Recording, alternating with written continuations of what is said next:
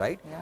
So I think it's much underrepresented. Yeah. And what happened, because people thought this is a dirty sector, so people bought cement companies or housing finance companies or a tile company or a paint company, but nobody bought real estate, right? Yeah. I think their time has come, and I think if next year rates were to fall, then I think you should get a significant fill up. That's a superb way to wrap up this editor's big idea. With a big idea for 2025 and beyond. Thank you very much, Hiren, from all of us here. Maybe you have a great 2025. All of you. A very happy New Year. Merry Christmas, a very happy New Year. Thank you. And to all of you who are watching us, that's it on Editor's Roundtable. Have a brilliant weekend.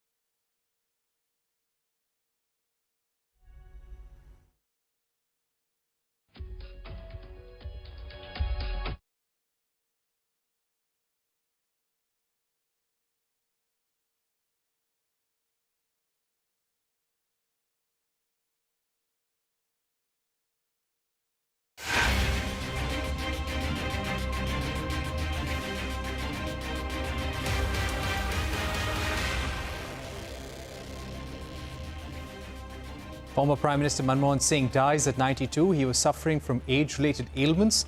As Finance Minister in 91, he unleashed India's economy with liberalisation reforms. His decade-long stint as Prime Minister saw landmark legislations including right to information, rural jobs guarantee, right to education, food security and the Indo-US nuclear deal. President Murmu, Prime Minister Modi, Congress party top brass and leaders cutting across political parties pay rich tributes to former Prime Minister Manmohan Singh. Union government announces a 7-day state mourning. The funeral with full state honours will take place tomorrow. The rupee continues to plumb new depths after a volatile session, weakens by more than 265 paise and ends at a record low despite an RBI intervention to stem the free fall.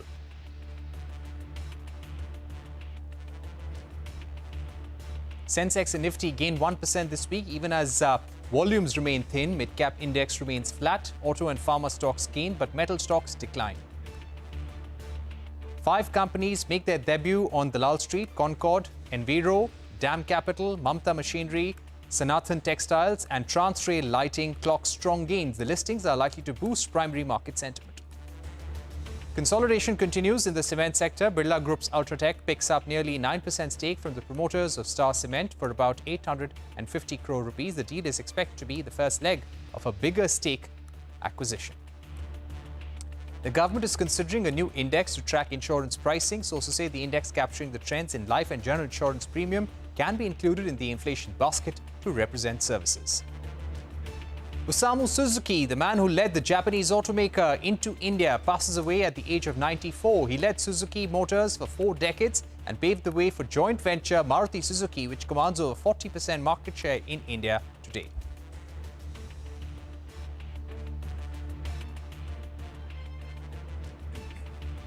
Those were the headlines that we are tracking at this hour. You're watching our special broadcast remembering Manmohan Singh. Today we pay our tribute to the former Prime Minister who pulled the economy out of an abyss.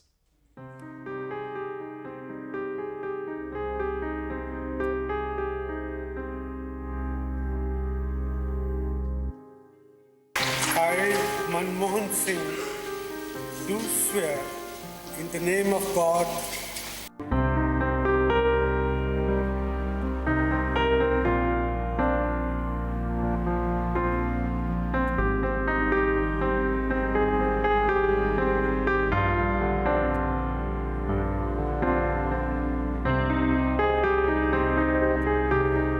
प्रधानमंत्री के रूप में देश के विकास में और प्रगति में उनके योगदान को हमेशा याद किया जाएगा।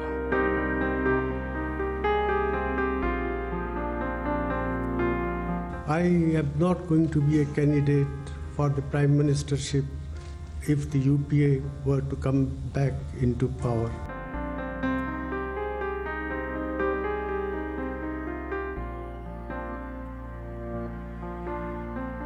I can tell you that here at the G20, when the Prime Minister speaks, people listen.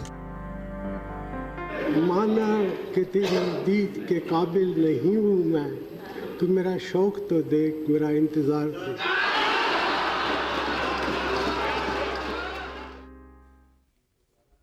Dr. Manmohan Singh, India's former Prime Minister who unleashed India's economy as a former finance minister, has died at the age of 92. He was suffering from age-related ailments. A doctorate in economics from UK's Oxford University, Manmohan Singh's tryst with public service began in the early 70s when he was appointed as an economic advisor in the Commerce Ministry. Singh held multiple roles in top echelons of the bureaucracy in the 70s and the early 80s before heading to the Reserve Bank as its governor in 1982.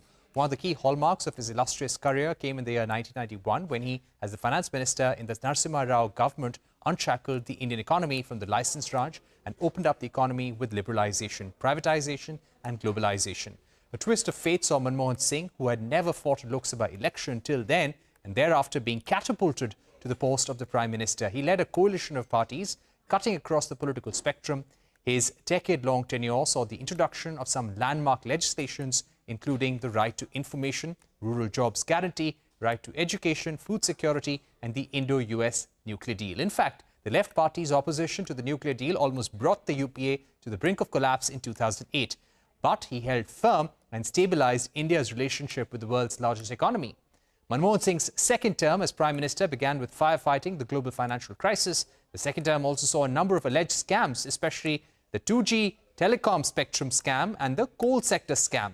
Opposition and critics often labelled him as the silent Prime Minister. Facing severe criticism, Dr Singh quipped to the media in 2014 that history will definitely be kinder to him. Joining me now is Mohamed Nasheed, former president of Maldives. Mr. Nasheed, thank you very much for joining us. It's indeed a sad day. How would you recall former Prime Minister Manmohan Singh, your interactions with him and his efforts to solidify the India-Maldives partnership for the future? Thank you very much. It's indeed a very sad day for all of us today. Prime Minister Manmohan Singh was the first Indian Prime Minister, or even the first foreign leader, to come and address the Maldives Parliament. I was very fortunate to have worked with the Prime Minister on a number of occasions. The Prime Minister visited the Maldives in 2011 for the SAARC summit. And in fact, that was the last of the SAARC summits that we've had, and we haven't had a SAARC summit since then. The Prime Minister is a person who has brought not only India together, but also the whole of South Asia together. The Prime Minister I was fortunate because I got so much good advice. And he was, in fact, a fatherly figure to me throughout not only my presidency, but also even before and after that.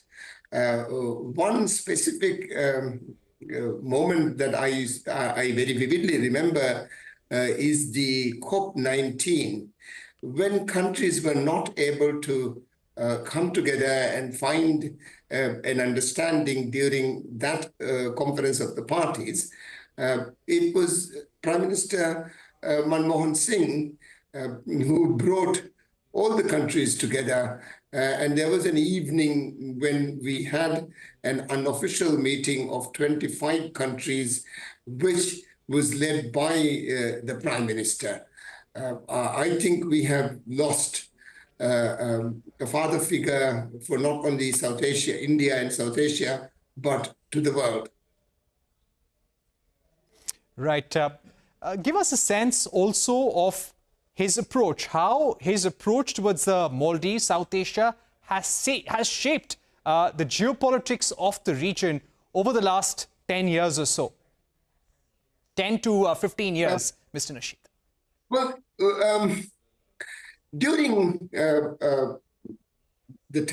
into the turn of this century, the 21st century, we had seen China increasingly wanting to have a foothold in the Indian Ocean.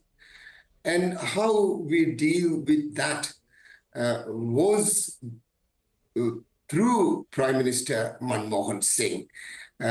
His engagement, the Prime Minister's advice to not only to me, but to many other Indian Ocean island countries.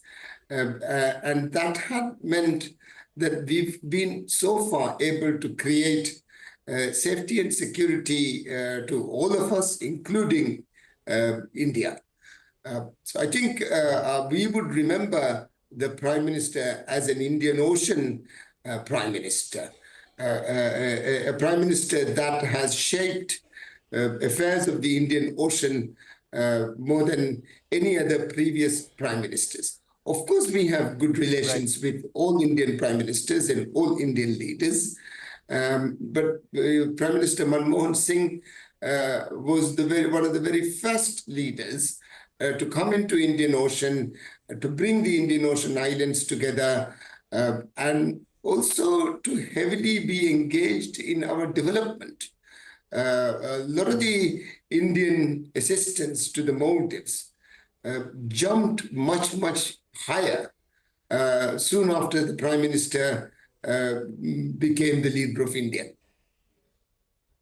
Right. Mr. Nasheed, any personal anecdotes, any engagements, any conversation with former Prime Minister Manmohan Singh that you recall and you may want to share with us? The Prime Minister always told me not to react quickly, think back. And the Prime Minister always advised us that challenging or rather going and running after your enemies should not be the focus of our lives, but trying to work out and find solutions should be the focus of our lives. you would know that I came into government after 30 years of dictatorship in the Maldives. And I had been very, very badly treated, ill-treated in jail and so on, and so many others in the Maldives. But the Prime Minister always advised us to patch up and to go forward and to have a vision for the country and not be hung up with our pasts. So I remember Prime Minister very fondly because of a whole lot of very good advice that I had received from the Prime Minister. Right. Mr. Nasheed, we have always seen Indian Ocean, and now more than ever, there is a lot of tension in the region as well. There are different powers. China, of course, trying to play a dominant role in the region, also in Maldives. Do you think in your conversations with Manmohan Singh, he somehow saw that happening? Oh, the Prime Minister was very clear in what was happening right then, and also what might happen going into the future or going forward. China wanting a foothold in the Indian Ocean and the challenges that would create to India was always on the Prime Minister's mind, and how to deal with that, and how we can collectively, especially the Indian Ocean islands collectively, should be addressing these issues was always on the Prime Minister's mind. And he went to Antu, which is the southernmost island or atoll of the Maldives, which is where we had that SARC summit. And during that time, he was very clear and aware that Indian Ocean safety and security was dependent on how India dealt with the Indian Ocean islands. Right. Thank you so much, Mr. Nasheed, for joining us and sharing those personal anecdotes with former Prime Minister Manmohan Singh. Definitely a big loss to the country, to the Indian Ocean region and the world. He was someone respected by world leaders across the spectrum. Let's move on at this stage. We will keep getting you conversations with world leaders, but for the moment, we're joined by former Finance Minister P. Chidambaram. Mr. Chidambaram, thank you very much. You worked very closely with Manmohan Singh. What aspect of his life really stood out for you and touched you? Dr. Manmohan Singh was clearly making a clean break from the past, from the path of socialism, state control, regulations, import control, export control, foreign exchange control. It was not an easy decision. He must have believed in it deeply and for a long time. When he got the opportunity, he did not flinch. He just went ahead and did what he thought was right according to the laws of economics. Of course, he was greatly supported by Mr. Narasimha Rao. But the courage that Dr. Manmohan Singh displayed in breaking from the past over 40 years is, I think, extraordinary and unprecedented. Now, during his tenure as Prime Minister for 10 years, he often faced a lot of criticism from opposition and some members of his own party about being a silent Prime Minister, a weak Prime Minister. He was none of that. But how did he take that criticism? He didn't display any emotion at all. The old guard of the party, which was schooled in the time when Congress party adopted socialism as the goal, was naturally opposed to Dr. Manmohan Singh's reform measures. He patiently explained to them, and I think eventually they fell in line when they saw that the growth rate had picked up sharply and the people were happy with more jobs, more growth, more availability of goods and services. The younger members learned very fast. And he was a patient teacher. He will sit with each minister and listen to him and explain what good economics is. And other younger members learned very fast.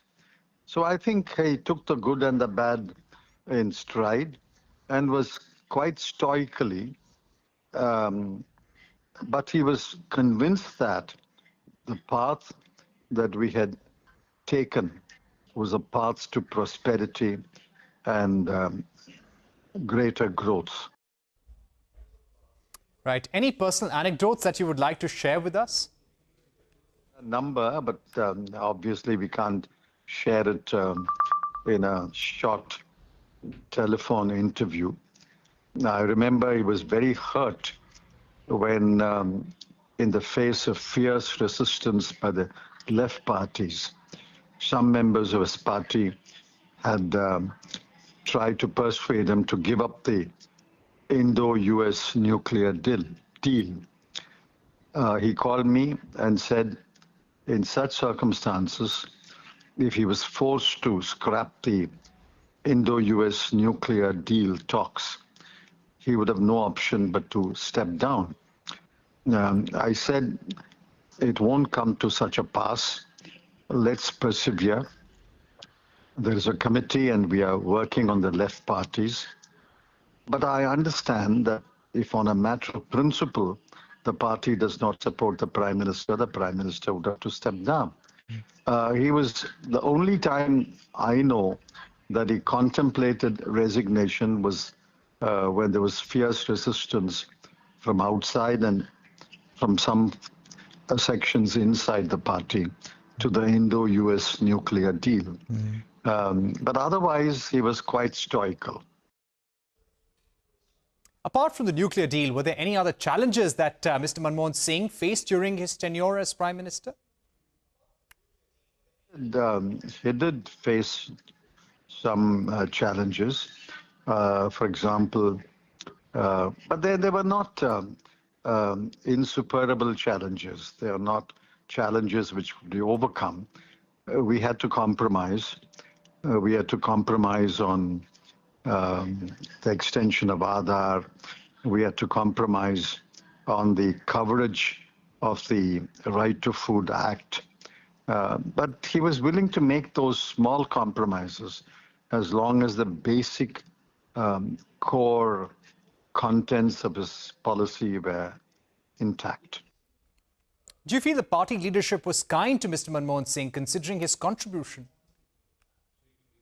Mrs. Sonia Gandhi stood by him like a rock. She named him as Prime Minister, and she was vindicated when in the second election, that is 2009, we got 61 more seats. Therefore, but then the errors were committed, not personal mistakes of Dr. Manmohan Singh, but the system did not exercise adequate control over the ministers and the ministries and their policies. The system let him down in the second term, but he was quite stoical. And final question, Mr. Chidambaram, if you had to describe Manmohan Singh's legacy, any unfinished agenda that Manmohan Singh may have had or any unfinished dreams? Lot of his agenda is unfulfilled.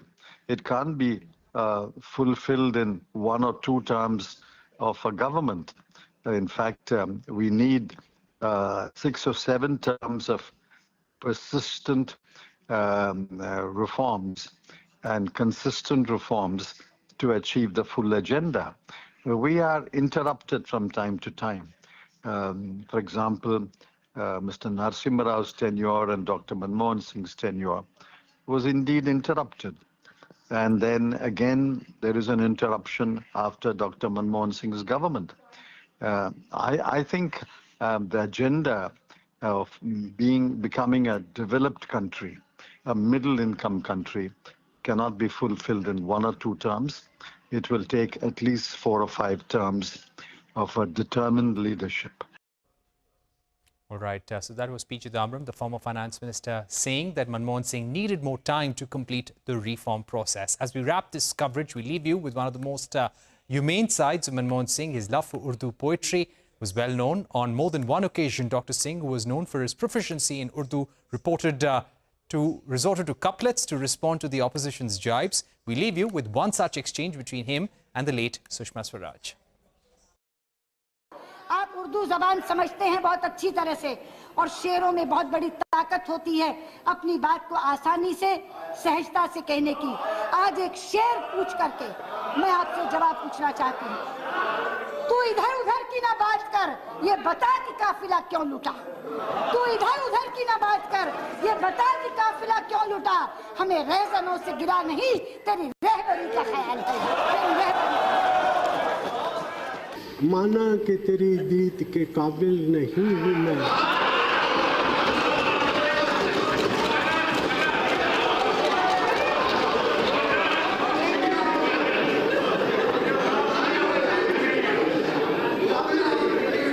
माना कि तेरी दीद के काबिल नहीं हूँ मैं।